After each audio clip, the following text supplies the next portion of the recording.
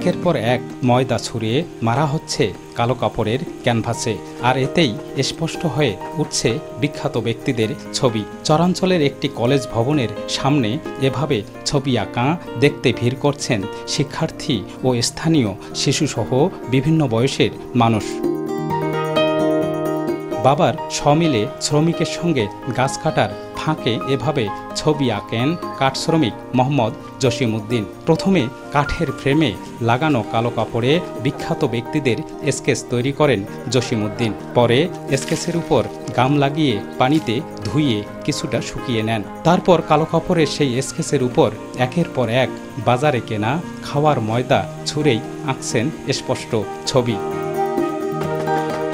এভাবেই স্থানীয় কলেজ ও বিদ্যালয়ের ওয়ালে এঁকেছেন কবি নজরুল, রবীন্দ্রনাথ, মেসি, সাকিব আল হাসান সহ দেশ ও সারা বিশ্বের বিখ্যাত ব্যক্তিদের ছবি। জসিমউদ্দিনের এমন ছবি আঁকার প্রতিভা দেখে অভিভূত শিক্ষার্থী সহ স্থানীয়রা। ছবিগুলো এঁকেছে সেগুলো আমাদের অনেক ভালো লেগেছে, কারণ আমরাও চাই জসিম ভাইয়ের মতো এগুলো ছবি আঁকতে। কাজী নজরুল ইসলাম, রবীন্দ্রনাথ ঠাকুর, বেগম রোকেয়া, বঙ্গবন্ধু শেখ মুজিবুর রহমান, তার ছবি তিনি অনেক জায়গায় আর্ট করে দিয়েছেন। তার ছবি আমাদের সবারই কাছে ভালো লাগে। তার এই ছবি আঁকাটা শুধু আমার না, সবারই, আমাদের এলাকার সবারই ভালো লাগে। আমরা চাই যে জসিম ভাই ভবিষ্যতে আরও এগিয়ে যায়। এভাবে একটা চিত্র হতে পারে আমরা সেটা কল্পনাও করতে পারিনি। আসলে দেখতে আসলাম, নিজ হসকে দেখলাম যখন তিনি ময়দা ছুঁড়ে মারলেন, মাননীয় প্রধানমন্ত্রী চিত্রটি যখন আমাদের চোখের সামনে আসলো, আসলে এটা দেখে আমরা অভিভূত এবং এত সুন্দর একটি আর্ট হতে পারে এটা আসলে কল্পনার বাহিরে।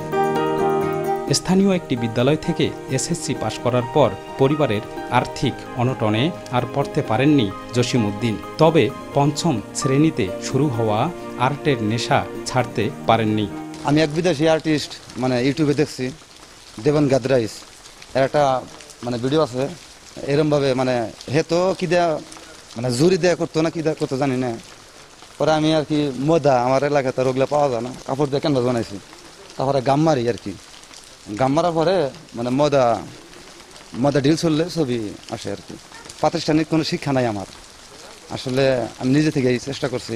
ভবিষ্যতে আমি আর্ট সম্পর্কে আরো জ্ঞান অর্জন করতে চাই। ভালো ভালো বিশাল মানুষের ছবি আর্ট করতে পারে, কাজের ফাঁকে ফাঁকে ছবি আর্ট করে। যদি কোনো লোকের সাহায্যে যদি আগে যাইতো তাহলে ভালো হতো। দরিদ্র পরিবারে জন্ম হওয়ায় এসএসসির পর আর পড়তে পারেননি জসিমউদ্দিন, কিন্তু তার প্রতিভায় মুগ্ধ শিক্ষকরা জানান প্রাতিষ্ঠানিক শিক্ষার সুযোগ পেলে হয়তো বড় শিল্পী হয়ে উঠতে পারবে জসিমউদ্দিন। তার ভিতরে যে এত প্রতিভা, এই চরাঞ্চলের সন্তান জসিম, সেটা আমরা ভাবতেই পারি না, ভাবতেই অবাক লাগে।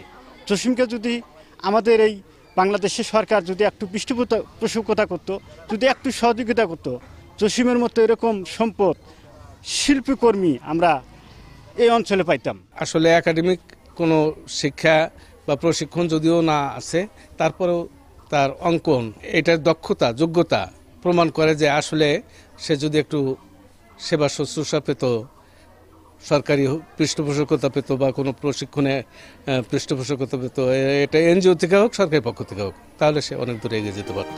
রৌমারীর চর শোলমারীর কলেজপাড়া এলাকার গোলাম হোসেন ও মহিলা বেগম দম্পতির এক ছেলে 3 মেয়ের মধ্যে সবার বড় জসিমউদ্দিন।